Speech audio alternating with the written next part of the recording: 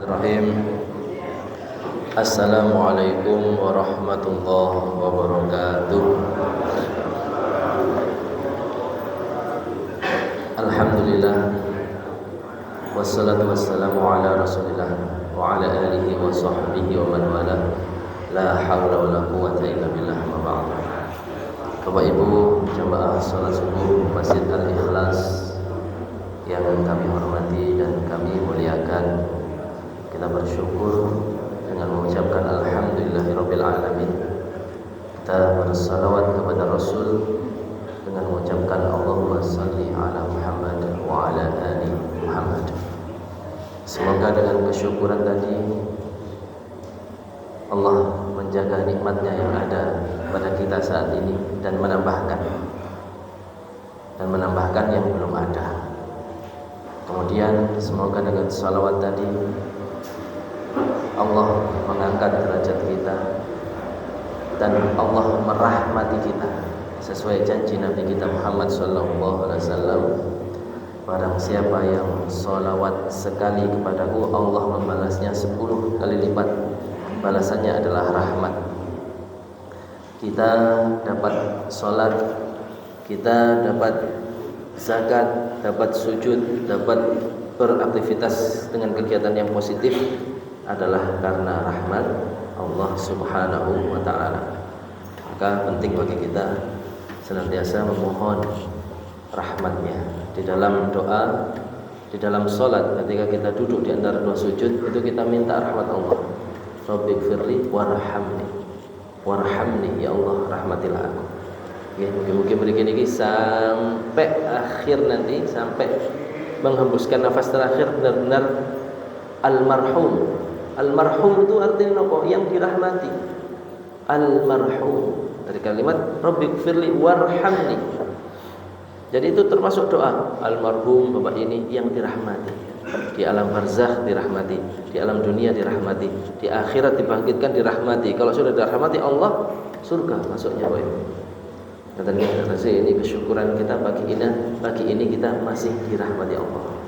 Mungkin sampai di akhirat kita dirahmati Allah Subhanahu wa ta'ala. Dan kita bersyukur, beruntung hadir di masjid ini juga sebab, di antara sebab dan syarat atau cara mendapatkan rahmat Allah.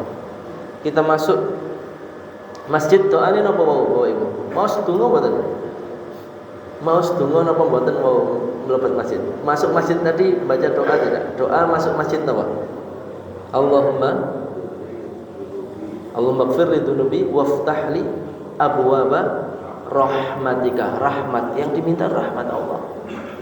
Sudah masuk di dalam masjid, dijanjikan oleh Rasulullah SAW, barang siapa di dalam masjid dalam keadaan suci, belum batal wudunya, belum berhadas nggih. Yunus sewu, belum buang angin, belum misal pipis terus ternyata enggak wudu lagi. Artinya kalau kita masuk masjid ini diawali dengan baca doa tadi, terus duduk sampai sekarang masih dalam keadaan suci, belum batal wudunya, malaikat mendoakan. Para malaikat ini mendoakan kita. Napa tunggali Allahumma ighfir lahu, Allahumma arhamhu. Ya Allah ampuni mereka. Ya Allah rahmati mereka. Masya Allah. Masya Allah, Masya Allah. Harus kita syukuri. Alhamdulillah. Bapak Ibu yang kula hormati, insyaallah pagi ini kita akan melanjutkan pengajian kita. Masih di surat Al-Baqarah, kita sampai di ayat 84. Yang kita bahas adalah masih tentang Bani Israel.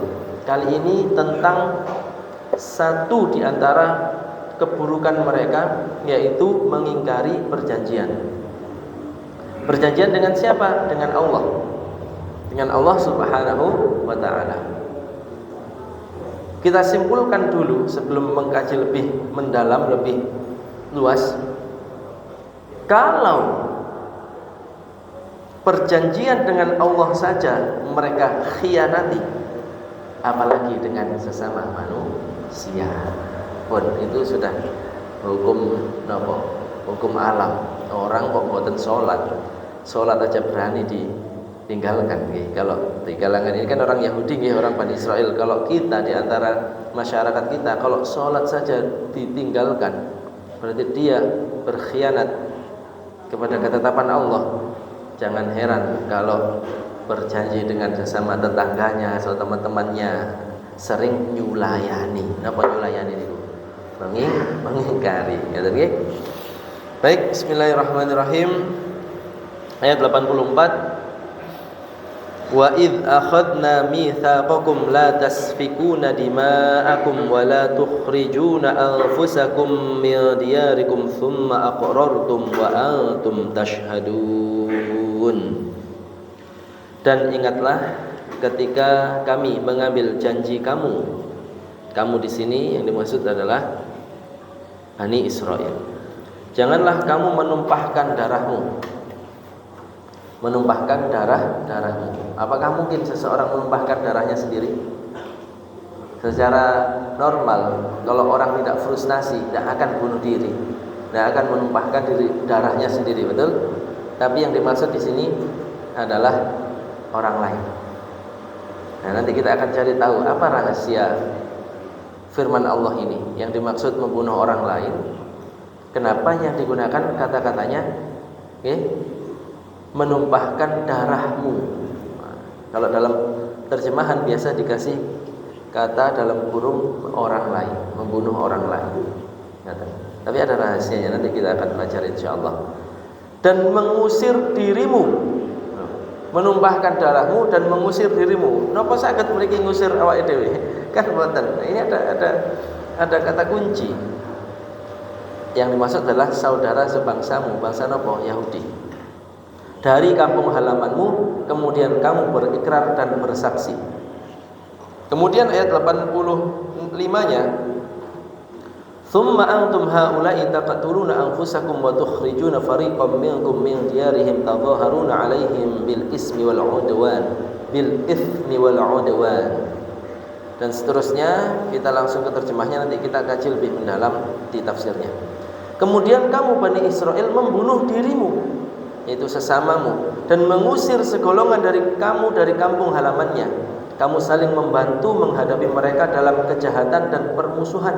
Dan jika mereka datang kepadamu sebagai tawanan, kamu tebus mereka, padahal kamu dilarang mengusir mereka. Apakah kamu beriman kepada sebagian kitab Taurat dan ingkar kepada sebagian yang lain? Maka tidak ada balasan yang pantas bagi orang yang berbuat demikian di antara kamu selain kenistaan dan dalam kehidupan dunia, dan pada hari kiamat mereka dikembalikan kepada azab yang paling berat, dan Allah tidak lengah terhadap mereka. Tidak akan diringankan nanti, tidak akan diringankan hukuman mereka, tidak akan diringankan, tapi terus diazab dengan siksaan yang berat. Bapak Ibu yang dirahmati Allah Subhanahu wa taala, dari terjemahan yang tadi bisa kita ambil satu poin penting, bahwa barang siapa yang tidak menepati janji, apalagi janji kepada Allah Subhanahu wa taala, siap-siap hidup di dunia tidak mulia, di akhirat diazab di neraka. Mulia atau tidaknya seseorang bukan dilihat dari urusan duniawinya.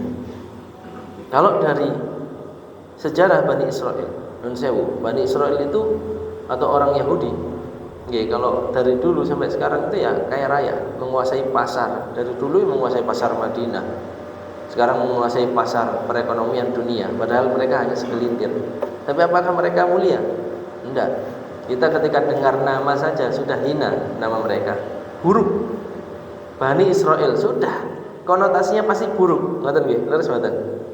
Jadi kalau kita dengar nama seseorang setinggi apapun kedudukannya, tapi langsung tidak berharga di benak manusia, itulah kehinaan. Tapi kita ada orang yang mungkin biasa-biasa mawon, di tengah masyarakat juga tidak memiliki jabatan yang tinggi atau apa, tapi saya namine niku saya, atau ya biasa saja, tidak terlalu saya, tidak juga hina, itu masih bagus. Artinya dimuliakan atau dihinakannya seseorang oleh Allah Subhanahu wa taala bukan karena urusan duniawi. Dan mulia tidaknya kita bukan juga hanya karena urusan duniawi, justru karena urusan ukhrawi.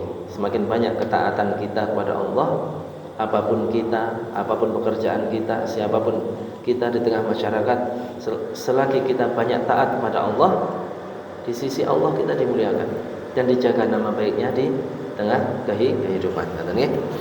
Baik, mari melihat sedikit-sedikit di tafsirnya. Dan ingatlah ketika kami mengambil perjanjian darimu, ingkang diutus ngiling-ngiling niki Bani Israel, yaitu Yahudi yang hidup di Madinah saat Nabi Muhammad SAW hidup di sana. Tapi perjanjiannya adalah perjanjian nenek moyangnya.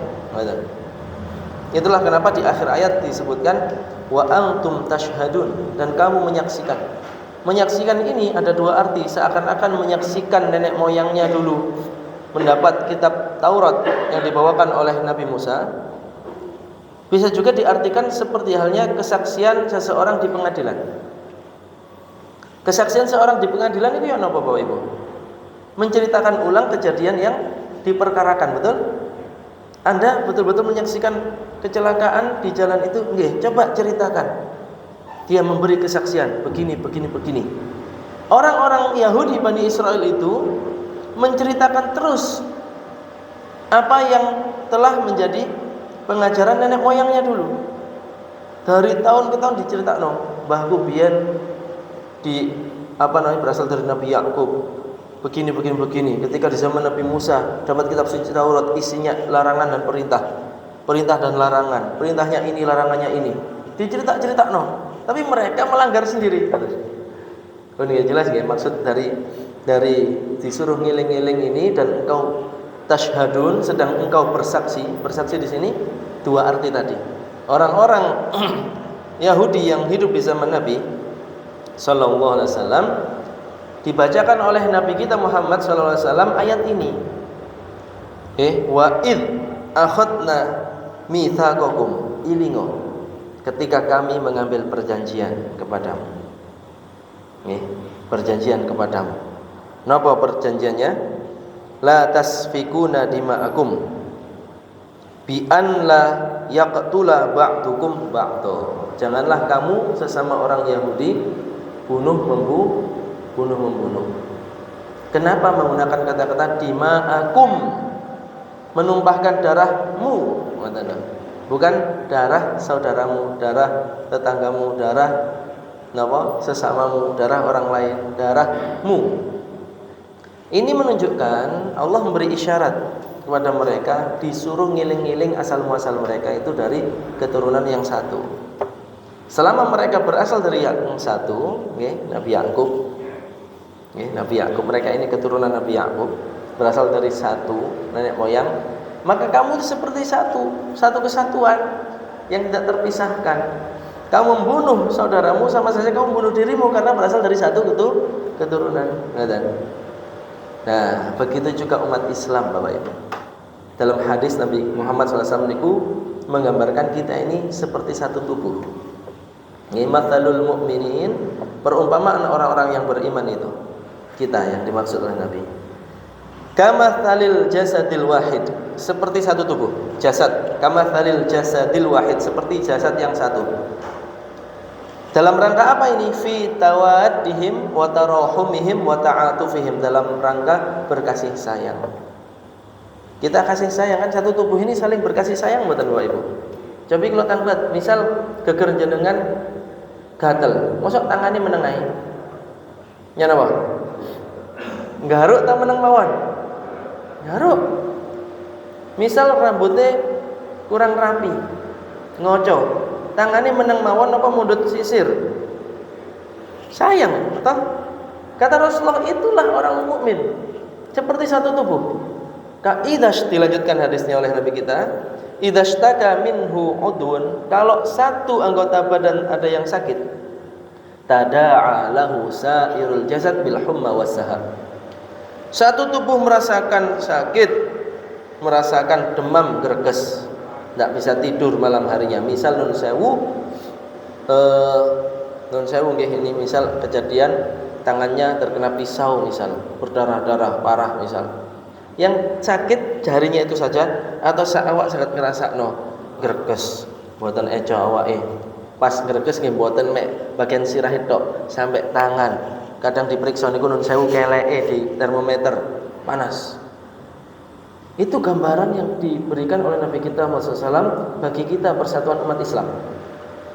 Maka sekiranya kita di antara umat Islam ada yang tukaran, lok-lokan, musuhan, sebenarnya dia sedang berbuat zalim pada dirinya sendiri, karena kita satu kesatuan. Tetap amar ma'ruf nahi mungkar dijalankan, tapi tanpa olok-olokan, tanpa menghina, tanpa dan lain-lain, tanpa menyesatkan, tanpa mengkafirkan, tanpa lain-lain.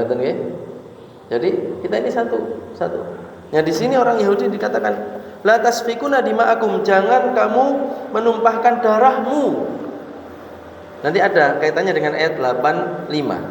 Kenapa ini dibahas? Karena mereka nggih bunuh-bunuhan, Pak. Kenapa kok bunuh-bunuhan? Nanti ada ceritanya. Nggih, kenrien. Nah, ayat ini ada hubungannya dengan ayat 83 yang kita bahas di pertemuan sebelumnya. Yang mana Allah Subhanahu wa taala memberikan perintah-perintah di 83. Perintah beribadah hanya kepada Allah, nggih. Kemudian berbakti pada orang tua, berbuat baik pada kerabat, anak yatim, orang miskin, berkata baik pada sama manusia, mendirikan sholat, bayar zakat. Perintah-perintah isinya di ayat 83. Ayat 84 larangan-larangan. Jangan saling bunuh, ojo tukaran, ojo lok-lokan. Jangan saling menghina, jangan saling mencaci. Orang bunuh-bunuhan itu gara-gara nopo toh kadang-kadang. Sekarang ini kita sedang diuji. Orang-orang Yahudi ini, ya meskipun jumlahnya sedikit, dari dulu memang sukanya seperti itu, membuat pertikaian. Pertikaian. Coba kita ingat kisah perang salib itu antara Muslim sama Kristen toh. Orang Yahudi di mana mereka? Nggak ikut-ikutan. Mereka senang membuat pertikaian. Apa yang dilakukan oleh orang Yahudi ketika perang salib terjadi? Memproduksi senjata, totolan. Kono orang Islam karo orang Kristen tukaran, hancur-hancuran, mereka memupuk kekayaan, ditol senjata-senjata. Apakah itu dulu saja? Ini sampai sekarang. Dunia Arab waktu itu bagaimana saling berselisih. Yang mensuplai senjata siapa? Ya orang-orang Yahudi. Sekarang, apakah Indonesia tidak disuplai senjata oleh Yahudi? Maksud saya senjata yang tidak terlihat. Gini TikTok dan sejenisnya itu kan produk orang-orang Yahudi. Itu kan senjata ampuh untuk merusak moral bangsa. Tukaran. Saat ini apa moralnya anak bangsa? Yang terdekat kemarin guru dikeroyok. Semerap berita nih. Guru dikeroyok. Sekolah diboikot. Gara-gara kepala sekolahnya menegakkan disiplin di sekolahnya.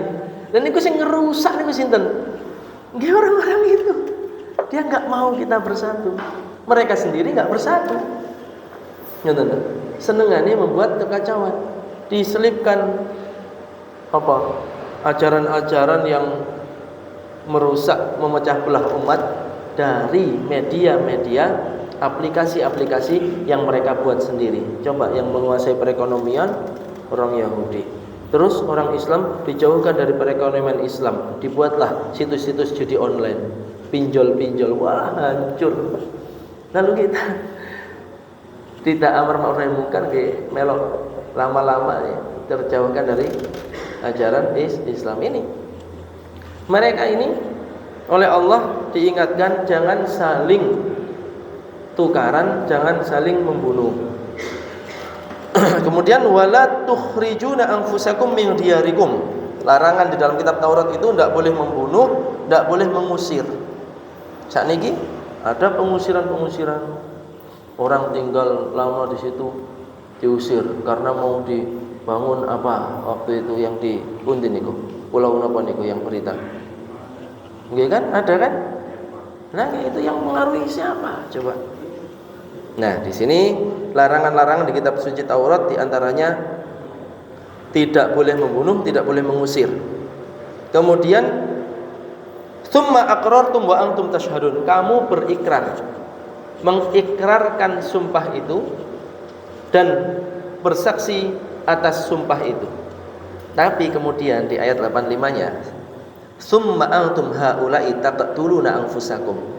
Tapi kemudian kamu wahai Bani Israel membunuh dirimu sendiri, maksudnya membunuh sesama Yahudi. Ini ada ceritanya. Ceritanya itu adalah ini dipersingkat sejarahnya. Sebelum orang-orang Yahudi menduduki Madinah atau pindah dan tinggal di Madinah, sudah ada orang-orang pribumi yang namanya suku Aus dan suku Khazraj. Suku Aus dan suku Khazraj ini ketika Rasulullah sebelum hijrah, ada di antara mereka yang ke Mekah untuk melaksanakan ibadah haji.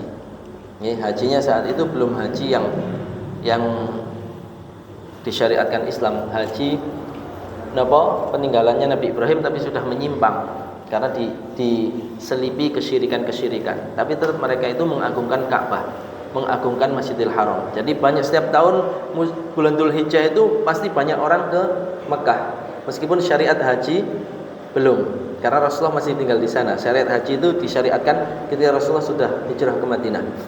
Orang-orang Aus dan Khazraj ini sebagian bertemu Nabi, mereka mendengar Nabi, akhirnya bersyahadat.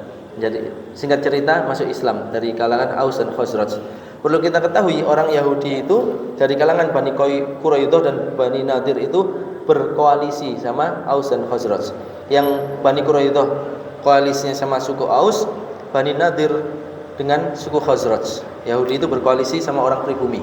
Tujuannya apa? Ya tujuannya untuk mempengaruhi, karena kepentingan. Tidak ada taman dan musuh yang abadi.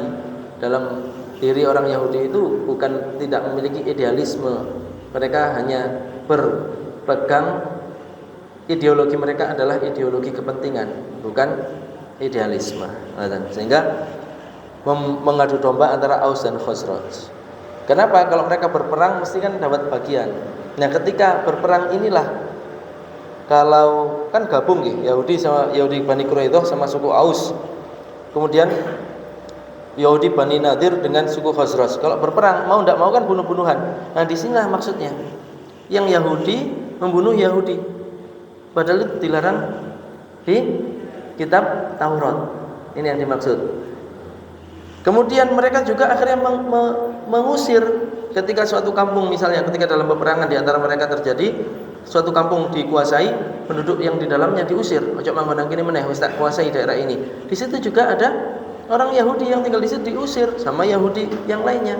Nah, ini peringatan. Ayat ini diingatkan, jangan kamu melanggar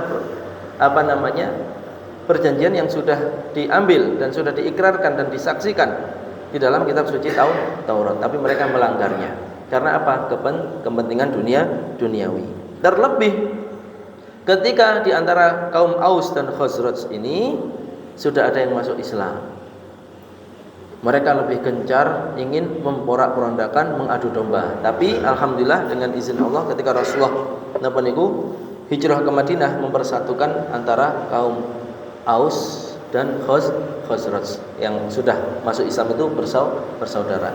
Di antara sebab kaum Aus dan Khazraj ini mudah bersyahadat dan berbaiat dengan Nabi di Aqabah ketika ke Mekah adalah mereka sudah bergaul lama dengan orang Yahudi, dan orang Yahudi itu tahu kitab suci Taurat, sering menyebut-nyebut nanti akan ada nabi terakhir yang menyempurnakan kitab suci sebelumnya.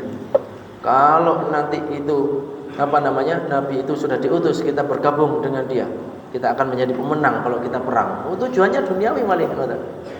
Ya, kita lanjutkan. Kemudian kamu membunuh sesamamu, sama Yahudi, dan mengusir segolongan dari kamu dari kampung halamannya. Kamu saling membantu dalam kejahatan dan permusuhan. Ini tidak boleh. Dalam Al-Quran ditegaskan, wa ta'awanu 'alal birri wat taqwa wa la ta'awanu 'alal itsmi wal 'udwan. Tolong menolong sesama dengan sesama itu dalam kebaikan, alal birri wa taqwa, kebaikan dan ketakwaan. Jangan sampai dalam permusuhan dan kejahatan. Itsmi dosa, wal 'udwan dan permusuhan, tak boleh. Kemudian ini jadi orang-orang Yahudi ini digambarkan oleh Allah di ayat 85 mengimani sebagian Taurat dan mendurhakai dan tidak percaya dengan sebagian yang lainnya. Dengan apa? Wa iyyatukum usara tufaduhum. Dan jika mereka datang kepadamu sebagai tawanan, kamu tebus mereka. Kan Yahudi dengan Yahudi, enggak boleh bunuh-bunuh, malah perang. Kalau yang menang berarti yang kalah ada yang tertawan. Ini ku ditebus. Jadi orang Yahudi menebus orang Yahudi dari baninya, satu klannya itu ditebus. Lah ngapain? Orang nebus itu kan berarti didahului dengan peperangan. Peperangan itu dilarang. Membunuh sesama orang Yahudi itu dilarang di kitab suci Taurat. Tapi diperintahkan juga untuk menebus. Ngeten. Menebus itu kalau misal terjadi peperangan dengan selain Yahudi misalnya, terus ada yang tertawan. Nah, ini disuruh nopo menebus. Nah, ini perangnya sesama Yahudi, tapi berkoalisi dengan orang Bani atau suku Aus dan suku Khazraj tadi. Sehingga dikatakan oleh Allah di sini, afatu'minuna bi ba'dil kitabi wa takfuruna bi ba'd? Apakah kamu beriman? Afatu'minuna, apakah kamu beriman kepada sebagian kitab Taurat? Ya, beriman karena menebus saudaranya tadi itu perintah kitab suci Taurat. Wa takfuruna bi ba'd, dan ingkar kepada sebagian yang lain, mengingkari yang lain. Apa niku? Tadi dilarang membunuh, tapi mereka membunuh. Dilarang ngusir, mereka ngusir. Tapi ketika ada yang tertawan, mereka nebus. Nah, ini pelajarannya apa bagi kita Bapak Ibu? Dalam kitab suci Al-Qur'an tidak boleh pilih-pilih ayat. Yang menguntungkan dan cocok dan enak mau, yang enggak ini enggak mau. Contoh misalnya, nah aku perintah sholat, oke lah. Perintah zakat iki abot iki, ya itu enggak boleh. Memisahkan antara perintah sholat dan zakat. Contoh itu. Atau misal yang lain. Misal kalau perintah sholat, berakhlak, zakat, puasa, haji dan lain-lain oke lah. Tapi nutup aurat iki kok abot ini misal. Kadang kan ada perempuan tuh sholat 5 waktu. Ya pakai mukena, keluar masjid sudah nggak berhijab lagi. Ini gimana? Dan milih-milih. Atau ada lagi kasus itu tentang pembagian harta waris. Nah, kalau untuk sholat, zakat, puasa, haji, oke siaplah saya melaksanakannya. Tapi pembagian harta waris sih kok ini sih. Melok ayat 3 aku itu titik soalnya. Lek gak melok ayat 3 aku entuk akeh. Wis gak melok ayat-ayat iki pakai musyawarah aja. Kalau seandainya yang nun sewu, hukum waris itu dari Allah langsung di Al-Qur'an, pembagian harta warisan. Kalau orang meninggal tidak belum menghibahkan, belum pernah membagikan hitam di atas putih diridhoi oleh semuanya, maka kembali ke hukum waris, ayat-ayat tentang harta warisan itu. Tapi kalau misal orangnya masih hidup, terus anak-anaknya dikumpulkan, tapi dengan syarat harus bijak dan dengan hitam di atas putih dan semua ridho. Itu namanya hibah. Hibah niku maringi, foto kados sama dengan memberi uang saku. Kan maring itu. Iki lho tak sangoni awakmu 10.000. Iki mbakmu soalnya kuliahnya jauh, sangoni akeh gawe ngekos 20.000. Kan itu hibah. Ngata. Jadi selama bijaksana, kemudian anggota keluarganya itu ridho, kita ada hitam di atas putih, ini namanya hibah sebelum meninggal dunia. Kalau sudah meninggal dunia, bagaimana cara kita tangklet? Masuk tangklet. Ya napa niki, Pak? Yo tiangipun sedo ditangkleti. Niki yo napa bagi-bagi nih? Itulah ada sudah ketetapan dari Allah menjadi harta warisan itu. Jadi tidak boleh sebagian diimani, sebagian tidak diimani. Nanti kados orang Yahudi. Kemudian di sini disebutkan akibatnya. Fama jazaa'u may yaf'alu dzalika minkum illa khizyun fil hayatid dunya. Maka tidak ada balasan yang pantas bagi orang yang berbuat demikian di antara kamu selain kenistaan dalam kehidupan dunia. Okay. Ini memang PR berat Pak buat kita semua Pak. Memang ada sebagian ayat Quran itu yang belum diterapkan. Contohnya tentang hukuman mencuri, hukuman zina. Itu kan sebenarnya ada, tapi belum diterapkan. Bukan berarti kita kufur terhadap ayat itu, memang belum. Kehinaan di dunia Contoh, kalau misal orang zina, kan ada hukumannya. Kalau belum nikah 100 kali cambuk di depan masyarakat umum. Insya Allah kapok nih. Kapok pun malu dan lain-lain pun. Tapi habis itu ya selesai. Karena sudah kapok nggak ngulangi. Kalau tidak dicambuk seperti itu, kalau yang sudah menikah berzina itu dicambuk sampai mati di depan masyarakat. Jadi orang lain tuh takut, kayak ngono hukumannya.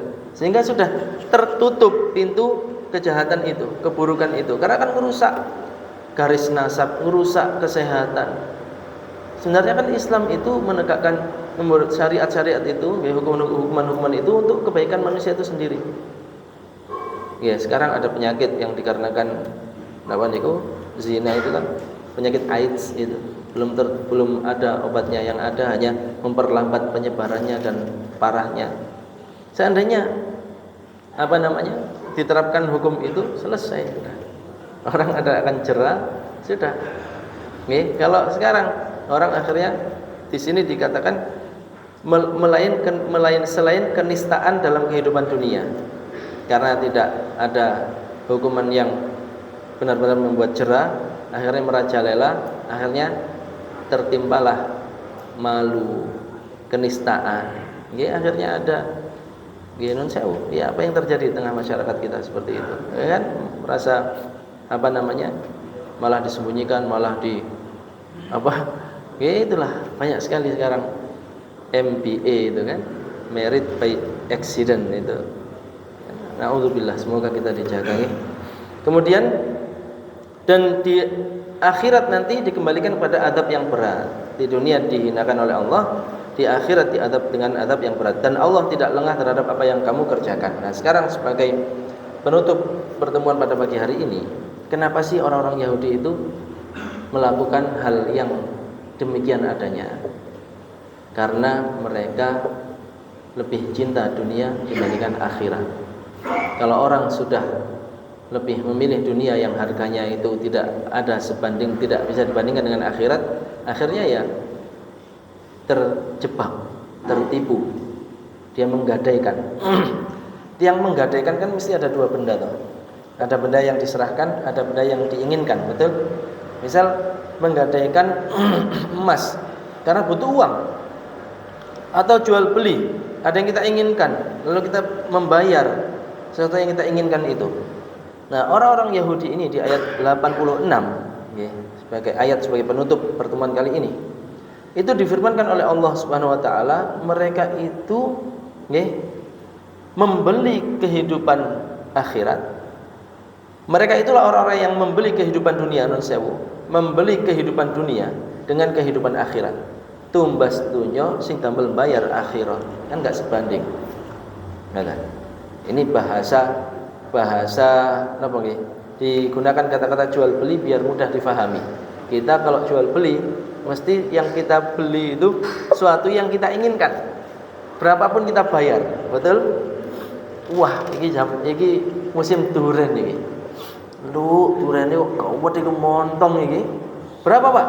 1 kilo 100.000, bayar di total 6 kilo 600.000 beleng. Ya tak? Saking minatnya dengan durian itu, berapapun dibayarkan.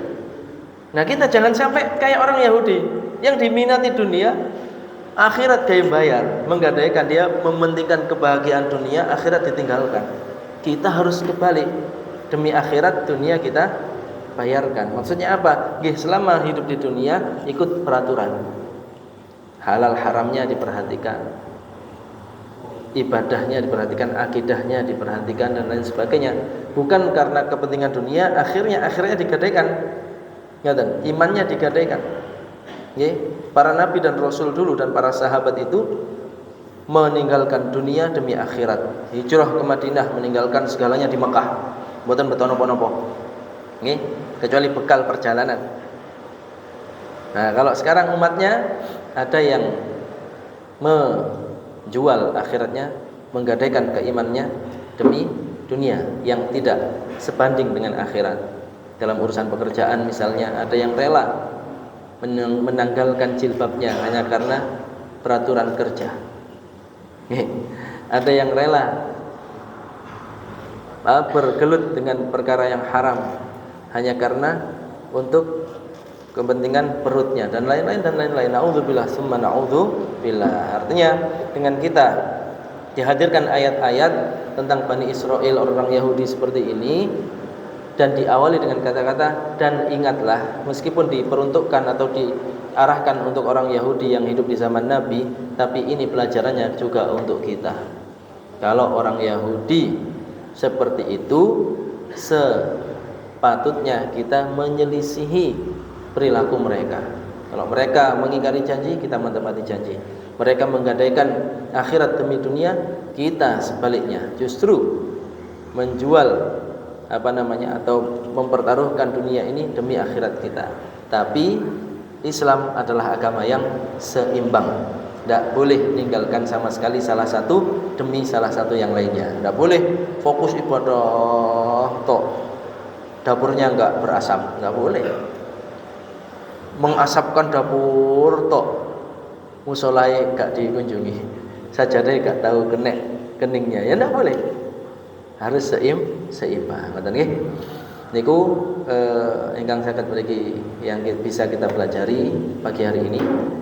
Semoga menambah motivasi kita untuk bersatu padu, menghindari perselisihan, pertikaian dan perpecahan umat, yang mana itu adalah agenda orang-orang Yahudi itu sendiri dari dulu sampai saat ini.